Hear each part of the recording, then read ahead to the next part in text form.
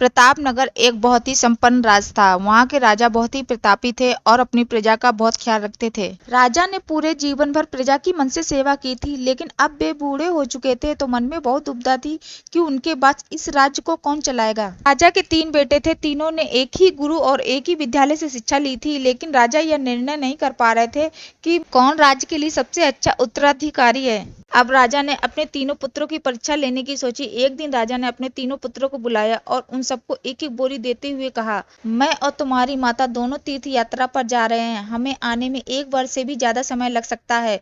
तुम तीनों की जिम्मेदारी है कि अपने अपने हिस्से के गेहूं संभाल कर रखना, और जब मैं वापस लौटूं तो तुमको यह बोरी वापस लौटानी है। ऐसा कहकर राजा और रानी तीर्थ यात्रा पर चले गए। सबसे बड़े बेटे ने सोचा कि यह बोरी पिताजी को वापस लौटानी है तो मैं इसे तिजोरी में बंद करके रख देता हूँ। जब पिताजी वापस लौटेंगे तो मैं उन्हें वापस दे दूंगा। यही सोचकर उसने गेहूं की बोरी तिजोरी में रख दी ताकि एक दाना भी इधर उधर ना हो। उधर दूसरे बेटे ने सोचा कि तिजोरी में तो गेहूं सड़ जाएंगे, मैं इन गेहूं को खेत में डलवा देता हूँ, जिससे गेहूं की अच्छी फसल होगी और मैं पिताजी को 1 बोरी गेहूं के बदले कई बोरी गेहूं दे सकूंगा। उसने गेहूं के लिए ना ही अच्छा खेत देखा, ना ही उपजाऊ जमीन देखी और ना ही खेत की घास फूस को साफ करवाया। बस ऐसे ही एक बंजर जमीन में गेहूं को डलवा दिया और कभी उसकी देखभाल करने नहीं गया। उसे लगा अब अपने आप ही फसल हो जाएगी। उधर तीसरा बेटा ज्यादा समझदार था। उसने अपने मित्र के साथ मिलकर एक अच्छा खेत देखा जो बहुत उपजाऊ था। फिर उसने खेत की मिट्टी बदलवाई और उसने वहाँ की घास फूस को साफ करवाया और विधि अनुसार खेत में गेहूं के दाने बोए। पूरी मेहनत और लगन से खेत की हिफाजत की, समय पर खाद पानी सब कुछ दिया।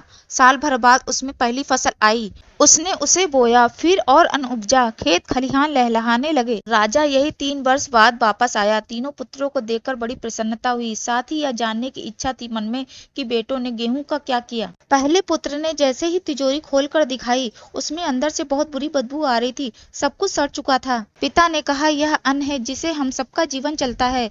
तुम इस अन्न को संभाल कर नहीं रह सकते, तुम क्या राज्य संभालोगे। दूसरा बेटा अपने पिता को वहाँ पर ले गया जहाँ पर उसने गेहूं को डलवाया था। वहाँ पर जाकर देखा जंगल था, बड़ी बड़ी घास फूस खड़ी थी, गेहूं का तो नामो निशान नहीं था। राजा बहुत नाराज हुआ और उसे भी राज्य का उत्तराधिकारी बनाने से मना कर दिया। अब तीसरा पुत्र अपने पिता को खेतों पे ले गया। वाह, दूर से ही एक अलग खुशबू आ रही थी। उसमें गेहूं की फसल लहलहा रही थी, चारों तरफ हरियाली थी और जीवन था, और उसमें 50 बोरी से भी ज्यादा गेहूं उत्पन्न हो चुका था और उसमें आज भी फसल खड़ी थी। राजा का मन बहुत प्रसन्न हुआ और राजा ने अपने तीसरे बेटे को राज्य का उत्तराधिकारी बनाने का निर्णय ले लिया।